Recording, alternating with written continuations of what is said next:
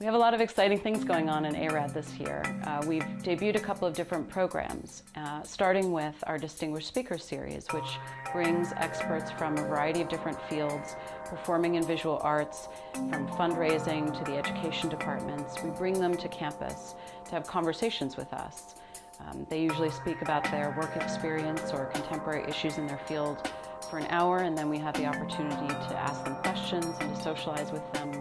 There are a number of things that make us distinct. I mean, first of all, we have the most accomplished faculty, and these are people who are skilled both in their fields, in terms of practice, as well as people who are the most skilled theoretically. We also have the most selective student body, and that student body includes people who are from all over the world, and our very strong international component, I think, really distinguishes us. We can afford to be very selective in who we choose because we have a very large applicant pool, and that's really quite a luxury. Another thing that distinguishes us, and I think is quite important, is the fact that we accept people from a very eclectic range of fields, and that we accept people in both the visual and the performing arts. And I'm sure that the people who come here are those who think they're going to both gain practical experience and then also gain some ability to advance their scholarship, their research in the subject. And so I think that there maybe also are people that come because they want to generate the contacts that you get with your peers in a program like this.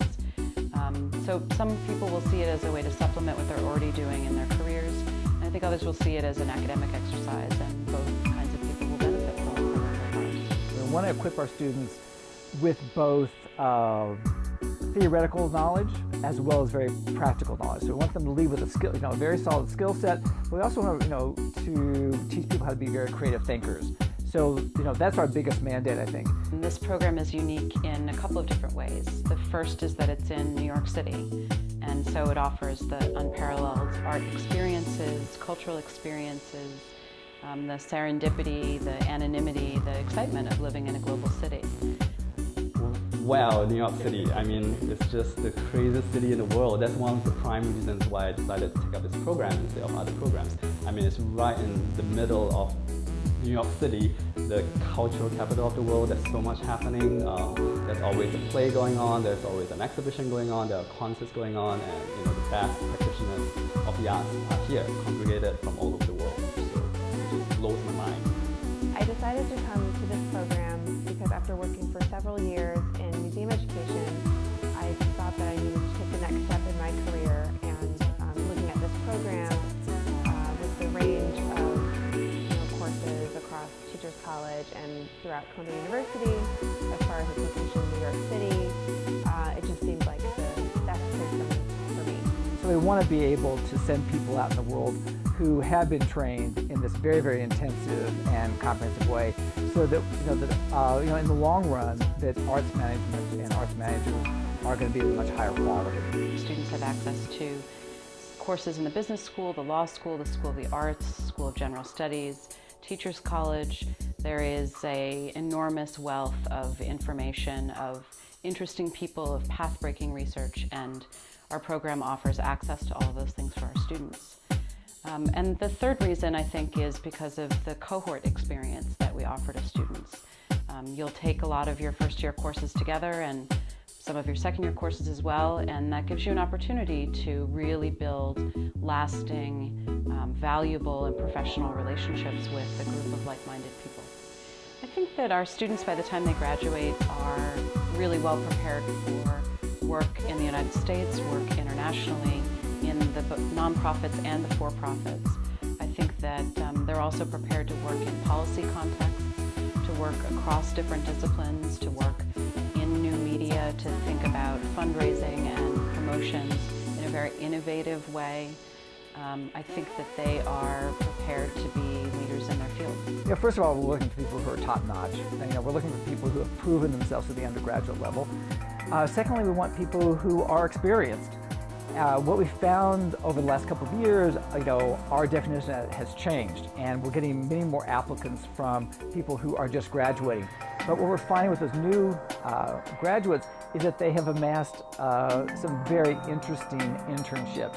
And so, those in some ways are just as important to us as people who've been out in the field for a few years. But we have to have people who, both have the book learning as well as have actually been in the field, that they have an idea of what's going on and so on. We have a large group of students that come to us from outside of the United States, and I think they bring an absolutely essential component to our program, bringing with them work experience that's different than the other students' life experience that's different. They bring in material that really enhances our program both socially and academically. Well, I was working in the arts already back in Singapore. I was working with the National Arts Council, so pretty much building a career in the arts before I came to this program, and this program just seemed like a natural extension for us. We're biasing people who are committed to the not-for-profit world, people who have a commitment to communities and community outreach, people who are committed to issues such as social justice and diversity. Now that doesn't mean that we don't accept people who have a commercial orientation, because we do. And obviously we have a number of students who have internships in top-notch commercial places like Sotheby's and Christie's, and then in some very high-powered media corporations. So we're not against that by any means, but I think the general thrust of this program really is towards people who want to have an impact in the not-for-profit world, and to make the arts more accessible, and to increase the democratic nature of the arts. When we evaluate applications to our program, we take into consideration a lot of different kinds of strengths that students might have. So if your GRE scores are low in one or both realms, it's not a deal breaker for us. We look at the complete package for the students. And so if you have strong undergraduate grades, if you have a very passionate essay that conveys a knowledge of the field, if you have strong recommendation letters, we look at students as a balanced profile. I chose this program because I had worked for several years in museum education, and I really wanted to take the next step in my career, and this seemed like the perfect opportunity for me. I was really impressed with the curriculum and the variety of classes that students take across Teachers College and throughout Columbia University, as well as the fact that it's in New York City just seemed like the perfect place for me.